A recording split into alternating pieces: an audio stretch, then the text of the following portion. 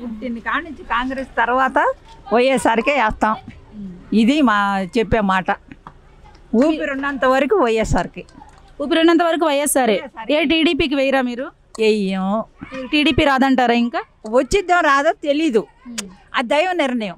అమ్మా, ఏ ప్రభుత్వం వస్తే మీకు మంచి జరిగిద్ది, అభివృద్ధి జరిగిద్ది అనుకుంటున్నారు? అమ్మ ఇప్పుడు అయ్యగారు మంచి పనులే చేస్తున్నాడు అన్నీ.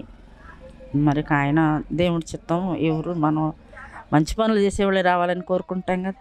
మీ ఓటు ఎవరికి మరి?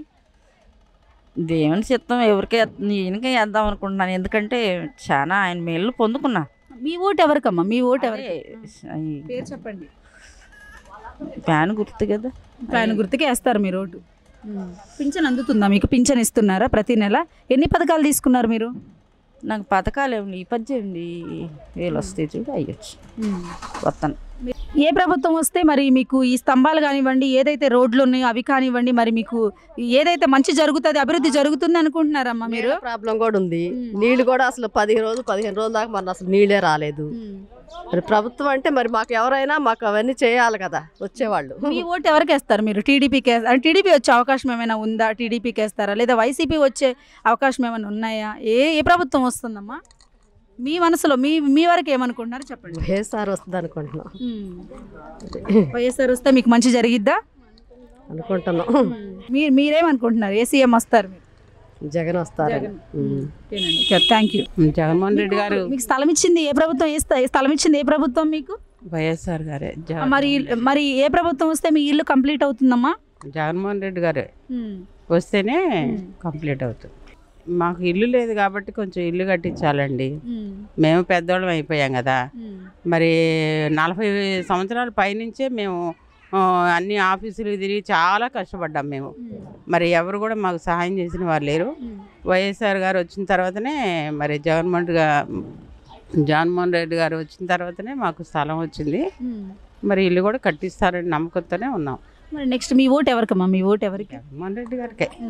తను వస్తేనే అభివృద్ధి జరుగుతుంది అనుకోండి. ఏ టీడీపీ వస్తే జరగదా అభివృద్ధి?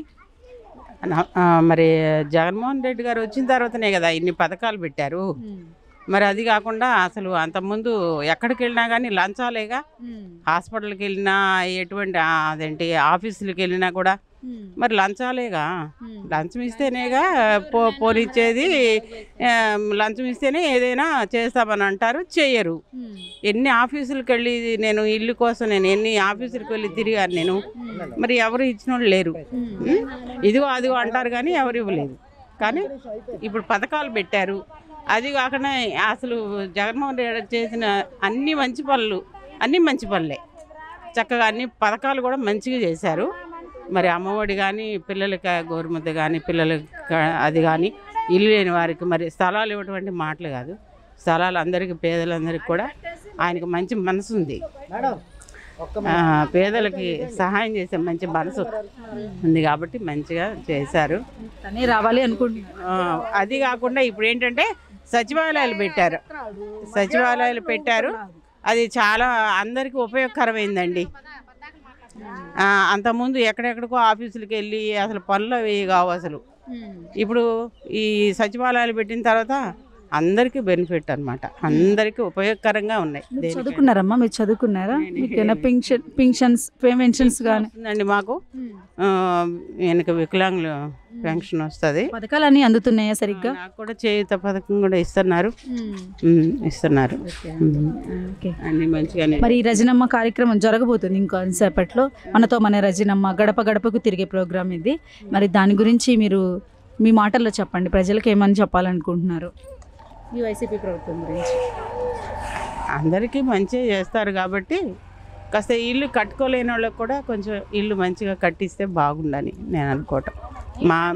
మాకు కూడా వృద్ధులు అయిపోయాము. కట్టుకునే స్తోమత లేని వాళ్ళందరికీ కూడా కట్టిస్తారనే ఒక నమ్మకం ఉంది. నాకు కూడా కట్టిస్తారు, కానీ తొందరగా కట్టిస్తే బాగుండని నేను అనుకుంటాను.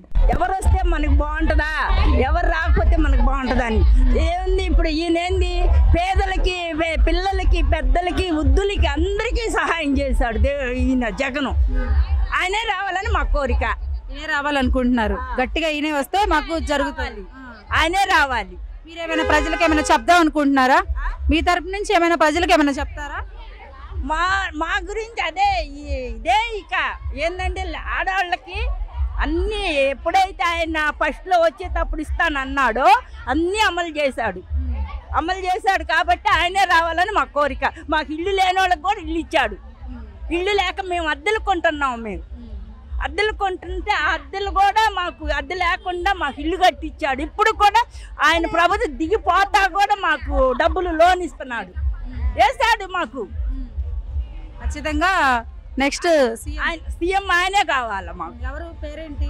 జగన్మోహన్ రెడ్డి. అది జగన్మోహన్ రెడ్డి గారే రావాలి. జగన్మోహన్ రెడ్డి గారు అంతా పరిపాలన బాగానే చేస్తున్నారు. మాకు 45 సంవత్సరాలు డబ్బులు 4 సంవత్సరాల నుంచి డబ్బులు పడుతున్నాయి. మళ్ళీ ఆయనే గెలవాలని కోరుకుంటున్నాం. మాకు ఇల్లు లేదు కాలువ పక్కన అనుకుంటుంటే ఇల్లు కట్టుకుంటాం. ఇప్పుడు స్థలం ఇచ్చాడు, ఇల్లు కట్టుకుంటాం, డబ్బులు ఇచ్చాడు మాకు. మా మనవడికి అమ్మ ఒడి డబ్బులు పడుతున్నాయి సంవత్సరం. మళ్ళీ మా ఆయనకి 3 సంవత్సరాలు పింఛన్ లేదు దేవుడా అనుకుంటే జగన్మోహన్ రెడ్డి దయ వల్ల మా ఆయనకి పింఛన్ వచ్చింది. తర్వాత మాకు 48 నెలలకు డబ్బులు వేస్తున్నాడు. ఎంతో బాగా పరిపాలన చేస్తారు. అట్లాంటి మా మంత్రి ఇంకా రావాలని, ఇంకా గెలవాలని, బాగా రావాలని కోరుకుంటున్నాం.